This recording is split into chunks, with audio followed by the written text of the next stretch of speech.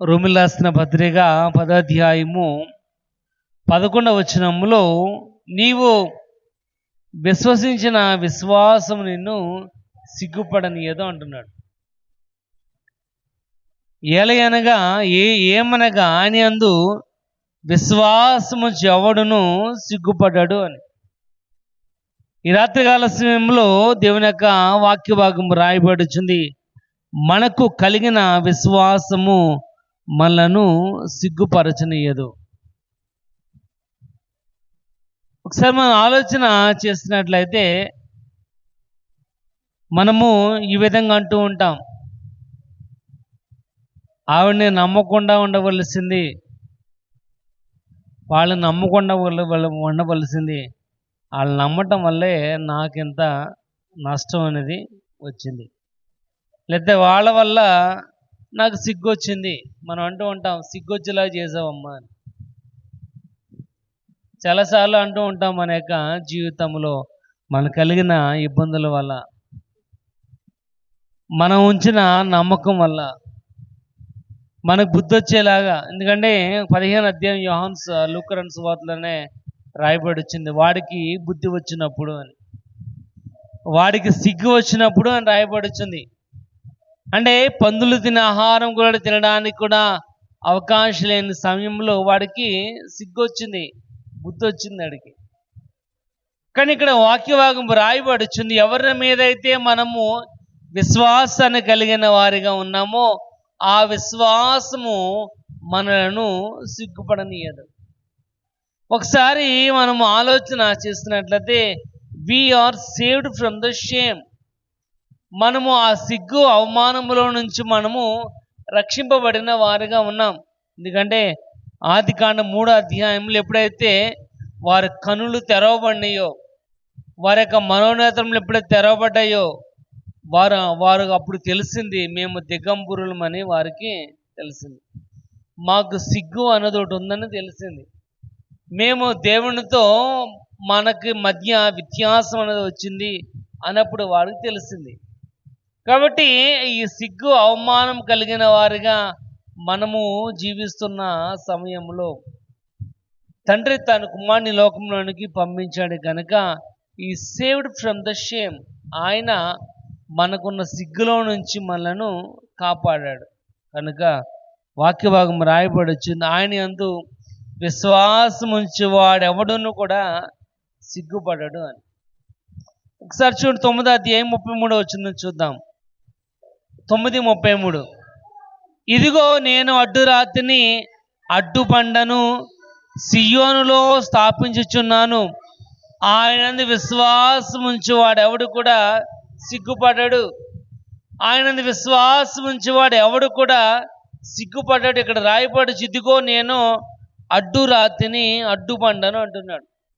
ఈ అడ్డురాతి, ఈ అడ్డురాయ, అడ్డుబండ కూడా యేసుప్రభుకి గుర్తుగా కనబడుతుంది.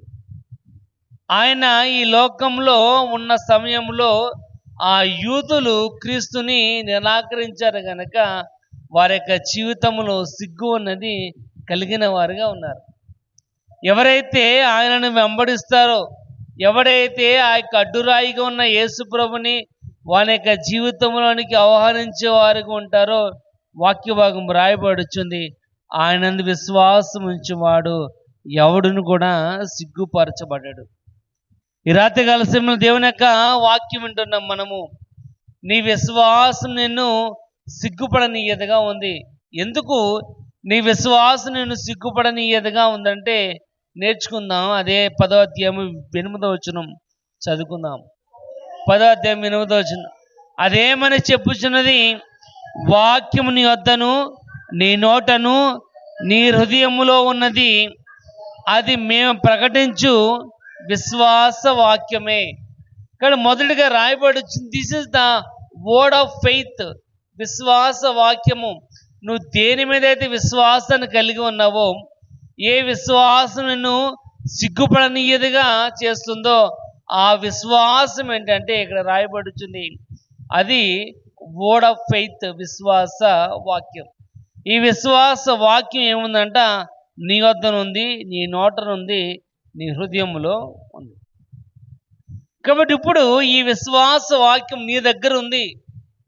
ఎప్పుడైతే ఈ వాక్యము అనే యొక్క వాక్యము, ఈ సత్యవాక్యం ఎప్పుడైతే నీ దగ్గర ఉందో, ఈ వాక్యం నిన్ను సిగ్గుపడనీయదు. యోహాను 17 రాయబడుచుంది, నీ వాక్యమే సత్యం. దేవుని యొక్క వాక్యమే సత్యము కనుక ఆ సత్యమైన వాక్యం ఎప్పుడైతే నీ నోటనుందో, నీ హృదయములో ఉందో, నీ మనస్సులో ఉందో, నీ దగ్గర ఉందో, ఆ విశ్వాసం నిన్ను సిగ్గుపడనీయదు. ఎందుకంటే ఇది విశ్వాస వాక్యం అంటున్నాడు పౌలు. ఇక్కడ చూడండి, అది ఏమంటున్నాడు, అది మేము ప్రకటించు విశ్వాస వాక్యమే. కాబట్టి నీలో ఆ విశ్వాసాన్ని కలుగజేసే దేవుని యొక్క వాక్యం, ఆ వాక్యం నిన్ను అన్నది కూడా సిగ్గుపడనీయదు. ద్వితీయోపదేశకాండం 30 చూద్దాం. ద్వితీయోపదేశకాండము 30 నీవు దాన్ని అనుసరించుటకు ఆ మాట నీకు బహు సమీపముగా ఉన్నది, నీ హృదయములో నీ నోటను. ఇక్కడ వాక్య భాగం రాయబడిచిన ఆ వాక్యము నీ హృదయమందు, నీ నోట యందు ఉంది. ఆ వాక్యం నీకు సమీపముగా ఉంది కనుక ఆ సమీపంగా ఉన్న వాక్యమే ఇక్కడ రాయబడుచుంది విశ్వాస వాక్యము. ఆ విశ్వాస వాక్యం నిన్ను సిగ్గుపడనీయదు. విశ్వాసము లేకుండా దేవునికి ఇష్టలైనట అసాధ్యం. ఇక్కడ చూడండి, ఒకసారి చూద్దాం. 5వ వచనం చదువుకుందాం. 10వ అధ్యాయం 5వ వచనం. ధర్మశాస్త్ర మూలమగు నీతిని నెరవేర్చువాడు దాని వలనే జీవించునని ఇక్కడ రాయబడుచుంది. ఏంటంట, ధర్మశాస్త్రం నెరవేర్చేవాడు, ఆజ్ఞలు నెరవేర్చేవాడు, దాని వలన వాడు జీవించును. కానీ ఇక్కడ రాయబడుచుంది ఏంటంటే, ధర్మశాస్త్రమును ఎవరిని కూడా పరిపూర్ణముగా అనుసరించే వారు లేరు కనుక ఆ ధర్మశాస్త్రం వారిని రక్షింపదు అని రాయబడుచుంది. అక్షరము చంపును కానీ ఆత్మ జీవింప చేయను. అమ్మ ఇలా చూడాలి, వదిలేండి ఆ పిల్లలు, ఇలా చూడండి. ఇక్కడ వాక్య భాగం రాయబడుచుంది, అక్షరము చంపును ఆత్మ జీవింపజేయును. ఇక్కడ వాక్య భాగం రాయబడుచుంది 5వ వచనంలో, ధర్మశాస్త్ర మూలముగు నీతిని నెరవేర్చువాడు దాని వల్లనే జీవించునని మోషే రాయిచున్నాడు. ఇక్కడ ధర్మశాస్త్రాన్ని, ఆజ్ఞలను ప్రతి వారు కూడా పరిపూర్ణంగా అనుసరించలేరు కనుక అది వారిని రక్షింపలేకపోయింది. కనుక యేసుప్రభు లోకములోనికి వచ్చి ఆ విధంగా నశించిపోతున్న వారిని తన స్వరక్తమిచ్చి ఆయన కొన్నవాడిగా కనబడుతున్నాడు. అందుకే ప్రకటన గ్రంథం చూడండి, 1వ అధ్యాయం 3వ వచనం చూద్దాం. ప్రకటన గ్రంథము 1వ అధ్యాయం 3వ వచనం. సమయము సమీపించి ఉన్నది కనుక ప్రవచన వాక్యములను చదువువాడును వాటిని విని ఇందులో రాయబడిన సంగతులను గైకొనువాడు. ఇక్కడ రాయబడుచుంది, సమయము సమీపించి ఉన్నది. సమయం లేదు కనుక ఈ ప్రవచన వాక్యములను వినువాడును, గైకొనివాడును, దాన్ని గ్రహించువాడును ధన్యుడు. ఇక్కడ ఈ ప్రవచన వాక్యము ఇప్పుడు మన దగ్గర ఉంది, నీ దగ్గర ఉంది, నీ సమీపంగా ఉంది, నీ నోటను ఉంది కనుక, నీ హృదయంలో ఉంది కనుక ఈ సత్య వాక్యం నిన్ను అన్నడు కూడా సిగ్గుపడనీయదు. అందుకే వాక్య భాగము రాయబడుచుంది, ఆయన విశ్వాసం ఉంచువాడు ఎవడు కూడా సిగ్గుపడాడు. కానీ దినమున ఈ ప్రవచన వాక్యము, ఈ సత్య వాక్యము నీ దగ్గర ఉంది కనుక ఈ వాక్యమును చదువువారును, వినువారును, దాన్ని గైకొని వారు ధన్యులు. అందుకే 1వ కీర్తన 3వ అధ్యాయంలో 2వ వచనంలో రాయబడుచుంది, దేవరాలు దాన్ని ధ్యానించేవాడు ధన్యుడు. కానీ వాక్యం మనం ధ్యానం చేసేవారిగా, ఆ ధర్మశాస్త్రం మీద మనము ఆనందించేవారిగా ఉండాలి. కానీ ఇక్కడ రాయబడుచుంది చూడండి, అదే రోమీయులకు రాసిన పత్రిక 1వ అధ్యాయము, రోమా 1వ అధ్యాయం 16వ వచనం సార్ చూడండి. సువార్తను ప్రకటించడం నేను సిగ్గుపడు వాడను కాను, ఏలయనగా నమ్ము ప్రతివానికిని, మొదట యూదునికిని గ్రీకు దేశస్తుని కూడా రక్షణ కలిగించాడు. అది శక్తి కలిగినదిగా ఉంది. ఇక్కడ వాక్య భాగం రాయబడుచుంది, సువార్త గురించి నేను సిగ్గుపడు వాడని కాను. ఎందుకంటే ఎవరైతే నమ్ముతారో నమ్మిన ప్రతివాని కూడా రక్షణ కలుగు చేయడానికి దేవుని యొక్క శక్తి ఉంది కనుక, ఈ సత్యవాక్యం మన దగ్గర ఉంది కనుక, ఈ సత్యవాక్యం నందు నువ్వు విశ్వాసం ఉంచినట్లయితే ఆ విశ్వాసం నిన్ను సిగ్గుపడనియదని వాక్యభాగం రాయబడుతుంది. ఇక్కడ ప్రియమైన వాళ్ళారా, ఈ ప్రవచన వాక్యమైన ఈ వాక్యము ఇప్పుడు మన దగ్గర ఉంది. ఇక్కడ రాయబడుచున్న మాట అది. ఈ వాక్యం నీ యొద్దను, నీ నోటను, నీ హృదయములో ఉంది. అది సత్యవాక్యము. ఇక్కడ ప్రియమైన వాళ్ళరా, ఆ వాక్యము నువ్వు నమ్మినట్లయితే, ఆ వాక్యం నువ్వు ఆధారపడినట్లయితే అది ఎన్నడూ కూడా నిన్ను సిగ్గుపడనీయదు. కనుక నువ్వు చూపించిన విశ్వాసము, నీ దగ్గర ఉన్న విశ్వాసం ఎన్నడూ కూడా నిన్ను సిగ్గుపడనీయదు. కొన్నిసార్లు మన యొక్క జీవితంలో మనకు వచ్చిన ఇబ్బందుల ద్వారా, హింసల ద్వారా, ఎందుకంటే ఆల్రెడీ మనం ధ్యానించుకున్న రోమీయులకు రాసిన పత్రిక 8వ అధ్యాయము 35వ వచనంలో రాయబడుతుంది. హింస అయినను, శ్రమ అయినను, బాధ అయినను, కరువైనను, వస్త్రహీనత, ఉపద్రవమైన ఏదేమైనప్పటికీ నువ్వు ఏ విశ్వాసానైతే దేవుని మీద కనపరిచావో ఆ విశ్వాసములో నుండి, ఆ ప్రేమలో నిన్ను ఎడబాపు వాడు ఎవడు కూడా లేడు. ప్రియమైన వాళ్ళరా, వాక్య భాగం రాయబడుతుంది. ఎందుకు నీకున్న విశ్వాసం నిన్ను సిగ్గుపడనీయదంటే అది విశ్వాస వాక్యము, ద వర్డ్ ఆఫ్ ఫెయిత్. రెండోది మనం చూద్దాం, 9వ వచనం చదువుకుందాం. అదో 10వ అధ్యాయం 9వ వచనం. యేసు ప్రభు అని తన నోటితో ఒప్పుకొని దేవుడు ముద్రలో నుండి ఆయన లేపినని మీ హృదయం మంది విశ్వసించిన ఎడల నీవు రక్షింపబడదు. రెండోది రాయబడుతుంది, ఎందుకు నీకున్న విశ్వాసం నిన్ను సిగ్గుపరచబడనీయదు. ఎందుకంటే ఒకటి, ఇది విశ్వాస వాక్యం అని నేర్చుకున్నాం. రెండోది రాయబడుచు, ఇది రక్షణ వాక్యం. ఈ రక్షణ వాక్యం ఎప్పుడైతే నీ నోటనుందో ఆ విశ్వాసం నిన్ను సిగ్గుపడనీయదు. ఇక్కడ రాయబడుచున్న మాట అదే, యేసు ప్రభు అని నీ నోటితో ఒప్పుకొని దేవుడి ముట్లలో నుండి ఆయన లేపనని నీ హృదయం ముందు విశ్వసించిన ఎడల నేను, ఇక్కడ రాయబడుచుంది విశ్వసించిన ఎడల, ఆయన నీ నోటితో ఒప్పుకొని పోయినట్లయితే అది నేను రక్షించేదైతే కాదు.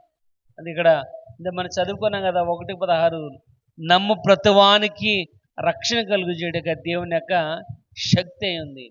కాబట్టి ఆ విశ్వాసం మనల్ని సిగ్గుపడనీయదు, ఆ విశ్వాసం మనల్ని నష్టపరచబడనీయదు. ఎందుకంటే ఈ విశ్వాసం ఏంటంటే రక్షణ వాక్యం.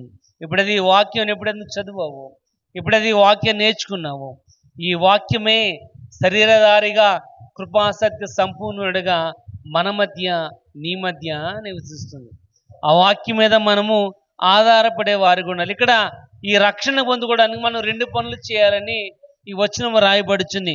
ఒకటి, అదేంటంటే ఆయన ప్రభు అని నీ నోటితో ఒప్పుకొని హృదయం మందు విశ్వసించాలి. ఒకటి నోటితో ఒప్పుకోవాలి, 2 హృదయం మందు విశ్వసించాలి. మనం నోటితో ఒప్పుకోకపోతే మనము అబద్ధికరం అయిపోతాం. మనం విశ్వసించకపోతే మనల్ని మనమే మోసం చేసుకున్న వారిగా ఉంటాం.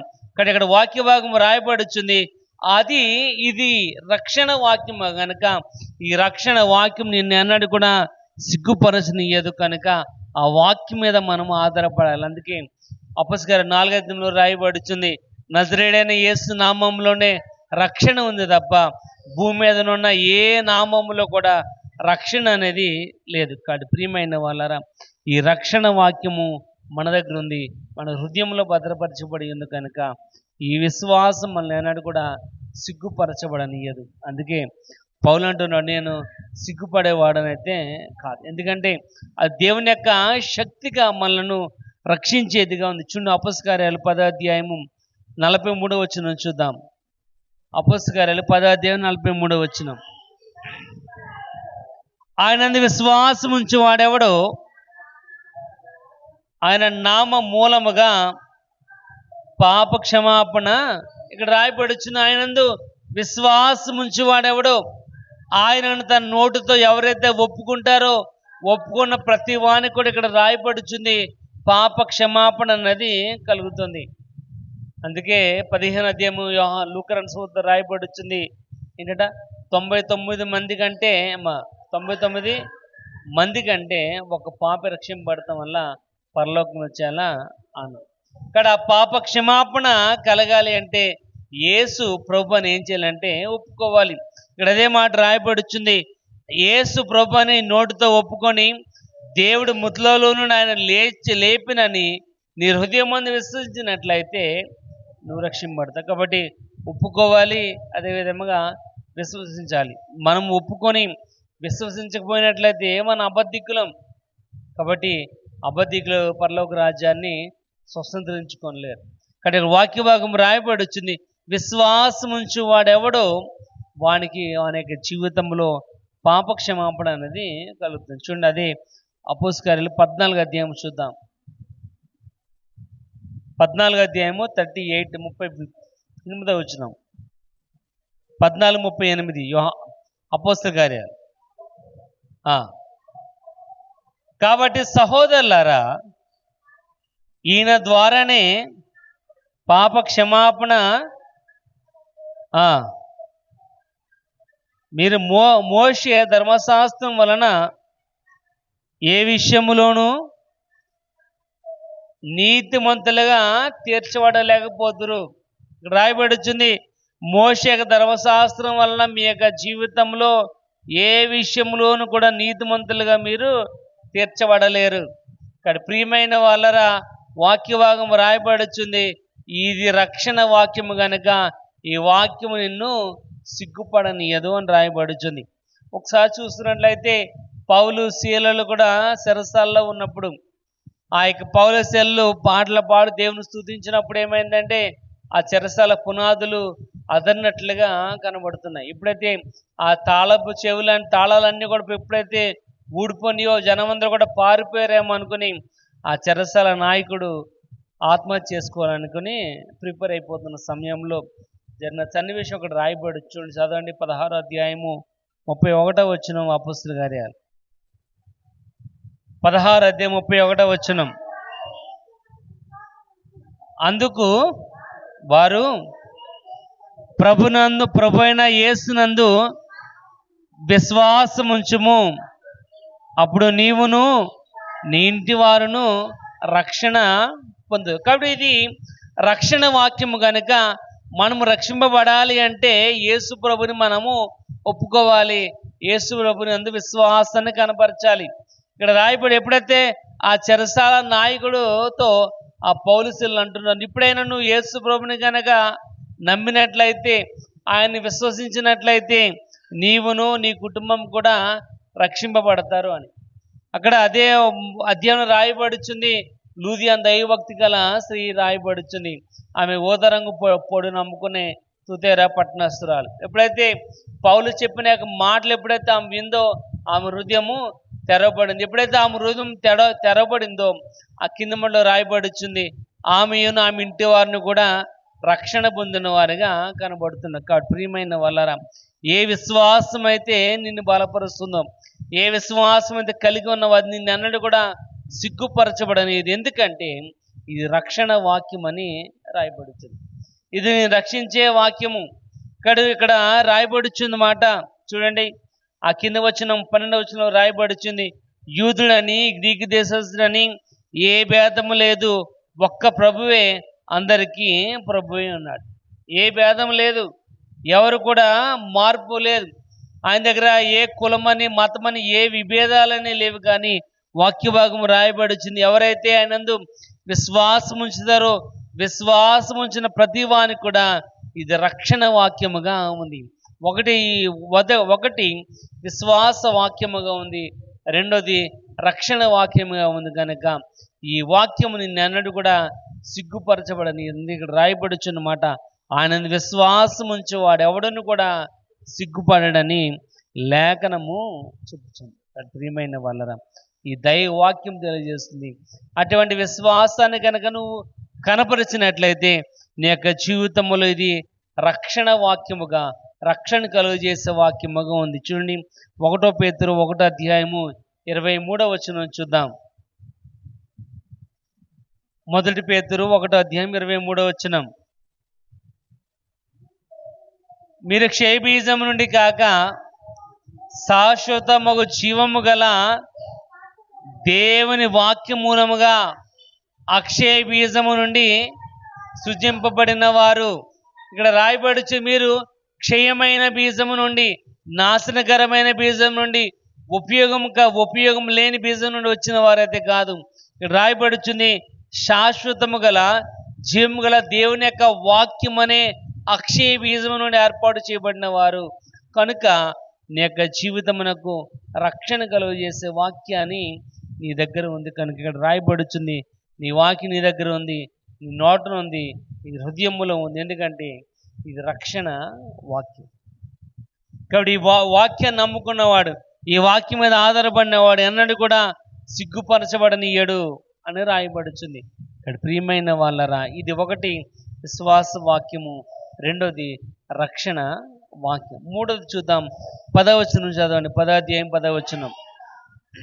ఎలయనగా నీతి కలుగునట్లు మనుషుడు హృదయములో విశ్వసించును, రక్షణ కలుగుటకై నోటితో ఒప్పుకొనును. చాలండి. ఏంటంట? రక్షణ కలుగుటకై వాడు నోటితో ఒప్పుకోవాలి. ఇక్కడ మూడవది ఇది నిన్ను అంగీకరింప చేసే వాక్యం. యేసు ప్రభుని దేవుని కుమారుడని నువ్వు ఒప్పింప చేసేదే వాక్యం.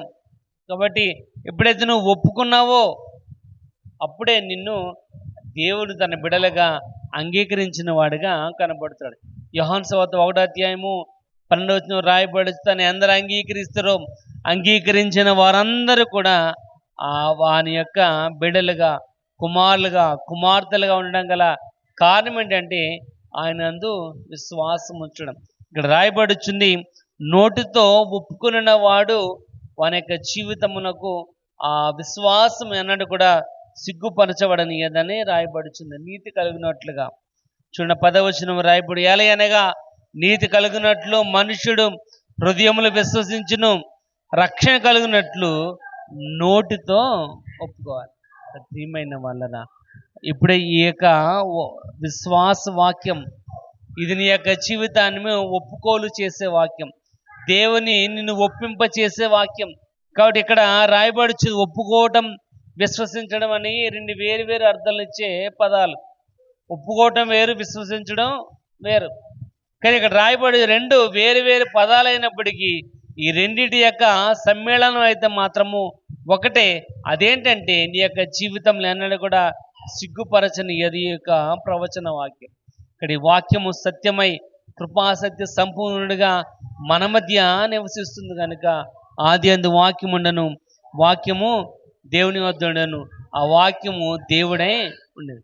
ఆ దేవుడైన వాక్యము మన మధ్య ఉంది కనుక ఈ వాక్యం నిన్ను ఒప్పింప చేసేది, నీ యొక్క జీవితంలో యేసు ప్రభుని రక్షకునిగా అంగీకరింప చేసేది ఈ వాక్యం. కనుక ఆ వాక్యం మీద మనము ఆధారపడి జీవించే వారికి ఉండాలి. ఇక చూడు రాయబడుచుంది 3వ అధ్యాయం చూద్దాం. యోహాను సువార్త 3వ అధ్యాయము 19వ వచనం. యోహాను సువార్త 3వ అధ్యాయము 19వ వచనం. వెలుగు లోకములోనికి వచ్చును గాని తన క్రియలు చెడ్డమైనందున మనుషులు వెలుగుని ప్రేమించగా చీకటినే. ఇక్కడ రాయబడుచుంది వెలుగు లోకములోనికి వచ్చును. వెలుగు లోకములో ఉంది కనుక తమ క్రియలు, మన క్రియలు చెడ్డమైనందున మనము వెలుగులోనికి రాలేకపోతున్నాం. వెలుగులోనికి రాలేక ఆ చీకటిలోనే ఉండిపోవటం వల్ల అది మనను సిగ్గుపరిచేదిగా కనబడుతుంది. ఇక్కడ ప్రియమైన వాళ్ళరా, ఆ తర్వాత వచ్చిన రాయబడి తర్వాత వచ్చిన చదవండి. దుష్కార్యములు చేయు ప్రతివాడు వెలుగును ద్వేషించును, వాని క్రియలు దుష్క్రియలుగా కనబడను గనుక సత్యవర్తనుడైతే తన క్రియలు దేవుని మూలంగా చేయబడిన ఉన్నవని వెలుగు యొద్దకు, ఇక్కడ చీకటిని ప్రేమించక వాడికి వెలుగు యొద్దకు వచ్చిన వాడిగా కనబడుతున్నాడు. ఇక్కడ ప్రియమైన వాళ్ళు ఇక్కడ రాయబడుచుంది వెలుగు లోకములోనికి వచ్చింది. కాబట్టి మనము లోకమును, మనం ఆ వెలుగుని ప్రేమించేవారు ఉండాలి. కానీ మనం ఎలాగున్నామంటే చీకటిని ప్రేమించేవారుగా, ఆ చీకటిలోనే మన బ్రతుకుని కనబడిన వారిగా కనబడుతున్నాం. అక్కడ ప్రియమైన వాళ్ళరా, ఇక్కడ రాయబడుచుంది, మనం దుష్కార్యాలు చేయడం వల్ల చీకటిని ప్రేమించి అజ్ఞానంలో ఉండిపోకుండా జ్ఞానం కలిగిన వారిగా ఆ వెలుగులోనికి, ఎందుకంటే ఎప్పుడైతే యేసు ఈ లోకంలో జన్మించాడో వెలుగు కూడా వచ్చింది. మత్తయి సువార్తలో రాయబడి వచ్చింది, నఫ్తాలి, యోర్దాన్ అవతల ప్రతి ఒక్క ప్రాంతంలో కూడా ఉన్నవారందరూ కూడా గొప్ప వెలుగును చూస్తారు. చీకటిలో నడిచి జనులు గొప్ప వెలుగును చూస్తారు. కాబట్టి మన యొక్క జీవితమును వెలుగుమయం చేయాలని, ఆ వాక్యము నిన్ను ఒప్పింప చేయడానికి ఈ లోకంలోనికి శరీరధారిగా వాక్య భాగం రాయబడుచుంది. ఆయన రక్త మాంసం కలిగిన వాడిగా ఈ లోకములో ఆయన ఉండడం గల కారణం ఏంటంటే, నిన్ను తన స్వరక్తం ద్వారా కొనబడిన వాడిగా నువ్వు ఆయనను నే ప్రియకుమారునిగా అంగీకరించాలి, ఒప్పుకోవాలని. అందుకే మార్కు 16:16 రాయబడుచుంది, నమ్మి బాప్తిసం పొందినవాడు రక్షింపబడి, నమ్మని వానికి శిక్ష. కానీ ఇక్కడ రాయబడుచుంది మనం ఒప్పుకోవాలి. ఏ విధంగా ఒప్పుకోవాలని చూడండి. లూకాసు సువార్త 8వ అధ్యాయము 15వ వచనం చూద్దాం. లూకాసు సువార్త 8వ అధ్యాయం 15వ వచనం. మంచి నేలను పడిన విత్తనము ఏదనగా యోగ్యమైన మంచి మనస్సుతో ఆ వాక్యమును విని దాన్ని అవలంబించుచు ఓపికతో, ఇక్కడ రాయబడిన మంచి నేలను పడిన వారు ఎవరనగా, మన విశ్వాసం ఎలా ఉండాలంటే మంచి నేలను పడిన విత్తనముగా ఓపికతో యోగ్యముగా దాన్ని అంగీకరించిన వారిగా ఎప్పుడైతే మనం ఉన్నామో ఆ విశ్వాసం ఎన్నడూ కూడా మనలను సిగ్గుపరచనియదని రాయబడుతుంది. ఇక్కడ రాత్రికాల సమయంలో దేవుని యొక్క వాక్య భాగం రాయబడుచుంది, నీ యొక్క విశ్వాసం ఎన్నడూ కూడా సిగ్గుపరచనియ్యదు. మనమే కొన్నిసార్లు చూడండి, అక్కడే ఆ మాట రాయబడుచుంది చూడండి. అదే రోమీయులకు రాసిన పత్రికలో ఒకసారి చూద్దాం. రోమీయులకు రాసిన పత్రికలో 11వ వచనం 12వ వచనం ఒకసారి చదవండి.